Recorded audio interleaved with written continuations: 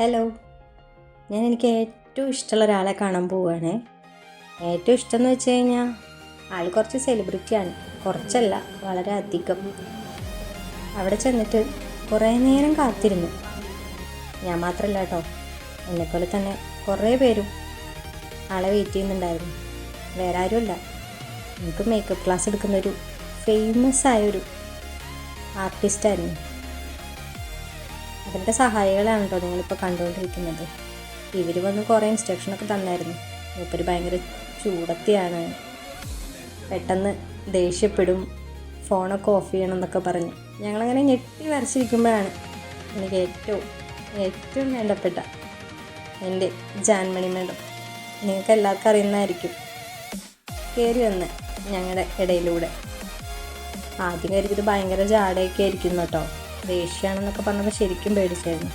പക്ഷെ ഒന്നുമല്ല, നമ്മളെപ്പോലെ തന്നെ, നമ്മളെക്കാൾ കൂടുതൽ ഭയങ്കര ലാളിത്യവും സിംപ്ലിസിറ്റിയൊക്കെ ആയ ഒരാൾ.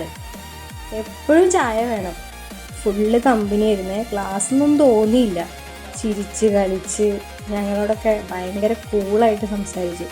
പക്ഷെ മേക്കപ്പ് വിരലുണ്ടാവുന്ന പ്രൊഡക്ട്സ് യൂസ് ചെയ്യുന്നുള്ളൂ, ഒരു 10 പോട്ടെ ഒരു 15 അതിൽ താഴെ. പക്ഷെ എത്ര സിമ്പിളായിട്ടാണ് മേക്കപ്പ് ചെയ്യുന്നത്. മൂപ്പരൊരു കൈവഴക്കത്തിൻ്റെ പ്രത്യേകതയാണ് കേട്ടോ, കണ്ടാൽ തന്നെ അറിയാം. കുറേ വലിച്ചു വരും ചെയ്യുന്നില്ല.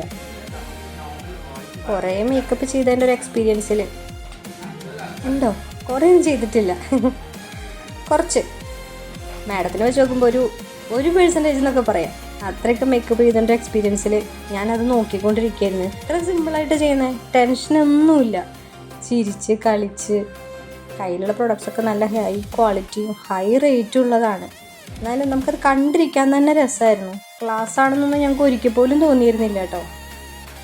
അതിനിടയ്ക്ക് വമ്പം കോമഡികൾ, അതായത് ബിഗ് ബോസിലെ കോമഡികൾ വരെ മൂപ്പര് പറഞ്ഞു തന്നായിരുന്നു.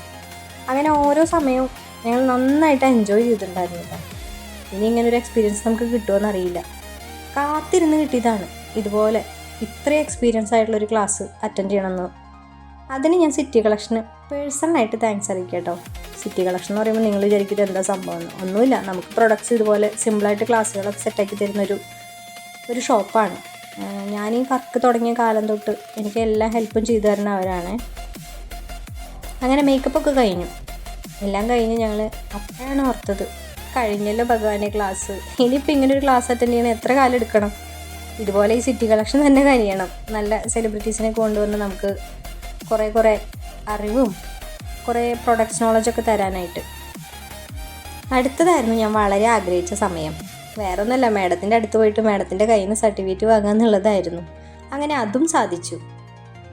ശരിക്കും ആസ്വദിച്ചൊരു ദിവസം തന്നെയായിരുന്നു കേട്ടോ. അപ്പോൾ ഈ പിന്നെ കാണേ, ടാറ്റാ.